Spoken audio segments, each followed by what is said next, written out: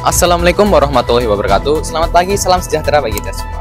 Kembali berjumpa dengan saya, Arsel Alendra dari Ekskul Mading dan Jurnalistik. Bersama dengan teman saya, Cynthia Rahmawati dari Ekskul Geografi Media. Sekarang saya berada di depan Teknopark SMK Negeri 1 Kalikundang, yang dimana sekarang sedang diadakan acara in-house training, mempersiapkan generasi muda di era digitalisasi bersama dengan Perum PNRI. Penasaran gimana kelanjutan acaranya? Tetap ikuti kami dan jangan kemana-mana.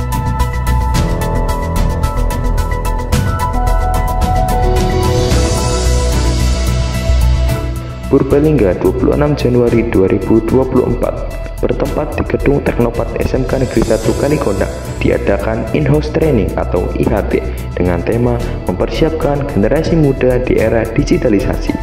Kegiatan ini menghadirkan Bapak Suyatin, Sarjana Ekonomi Magister Manajemen selaku Sekretaris Perusahaan Perum Percetakan Negara Republik Indonesia atau Perum PNRI sebagai narasumber.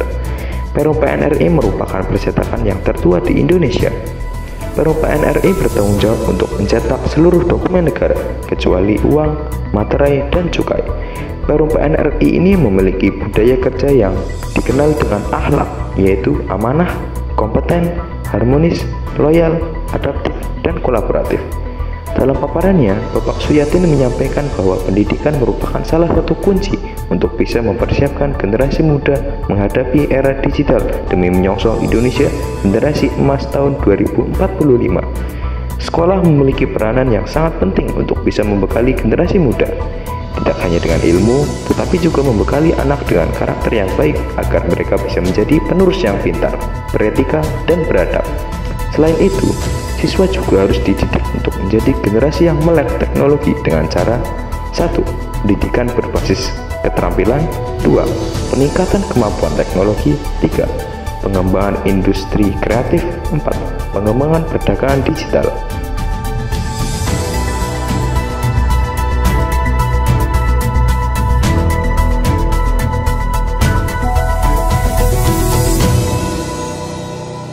Sekarang saya sudah bersama dengan Bapak Suyatin selaku Sekretaris Perusahaan Perum PNRI. Selamat siang, Pak. Selamat siang, Mas. Maaf mengganggu waktunya. Di sini saya izin bertanya, apa sih tantangan utama yang dihadapi oleh generasi muda dalam menghadapi era digitalisasi dan bagaimana in-house training dapat membantu mengatasi tantangan tersebut? Baik, pertanyaannya sangat luar biasa, yaitu bagaimana terkait dengan tantangan generasi muda dalam menghadapi era globalisasi atau era digitalisasi. Menurut pendapat kami, yang pertama tentunya dengan kemajuan teknologi yang sedemikian canggih, sedemikian cepat, ya, sehingga eranya sudah berganti dari yang dulunya eranya serba manual sudah berganti menjadi digitalisasi atau menggunakan sistem platform teknologi informasi. Nah, apa yang harus dilakukan oleh para generasi muda? Tentunya yang pertama harus bisa namanya adaptasi. Adaptasi apa sih? Adaptasi adalah suatu tindakan yang menyesuaikan dengan kondisi yang berada di lingkungan kita.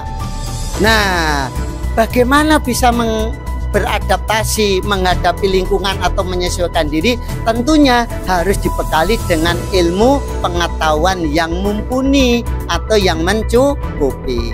Salah satunya bisa buka namanya pembelajaran, bisa datang langsung ke tempat-tempat yang kompeten, atau juga bisa secara offline, buka belajar buku dan sebagainya. Nah, salah satunya alhamdulillah di SMK Negeri 1 Kalikundang sudah mengadakan namanya in-house training, ya, artinya training yang terbatas baik kepada itu para siswanya maupun kepada bapak dan ibu gurunya.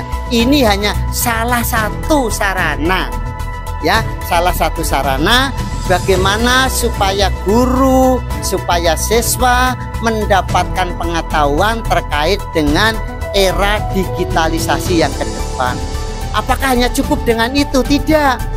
Seharusnya begitu saya tahu ilmunya, saya tahu caranya, harus diimplementasikan. Artinya tidak hanya cukup dengan dapat ilmu dari in-house training atau dari pembelajaran mandiri lewat offline, tapi harus diimplementasikan. Contoh yang paling sederhana zaman sekarang itu ada yang namanya beli tidak perlu datang langsung. Beli dengan menggunakan teknologi, menggunakan HP kita. Nah, apakah dengan sudah menggunakan teknologi HP kita terus gak jualan? Ya jualan. Ya harus maju. Gimana caranya? Nah, ini ada caranya. Bagaimana supaya jualan kita laku, jualan kita dikenal orang. Memang dalam pelaksanaan jual belinya lewat HP, tetapi produk kita harus dijaga. Artinya membuat produk yang memiliki keunggulan komparatif dan keunggulan kompetitif. Artinya keunggulan komparatif, yang orang lain bikin produk yang sama, tetapi kita bikin produk yang mungkin sama, tetapi kemasannya yang berbeda. Itu keunggulan dalam hal komparatif. Sedangkan hal kompetitif, bagaimana kita mengalahkan pesaing. Kompetisi atau kompetitif itu pesaing. Kita jangan mundur, pesaing maju kita mundur, gak jadi tuh. Paling tidak kita bisa mengimbangi dari yang namanya pesaing kita. Oh, dia menggunakan platform HP, isinya begini-begini. Kita pelajari tuh, kita tahu tuh caranya, ya kita bikin juga.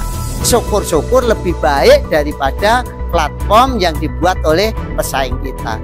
Paling tidak produk kita berbeda dengan mereka, ya itu pasti akan laku dalam jualan-jualan ini.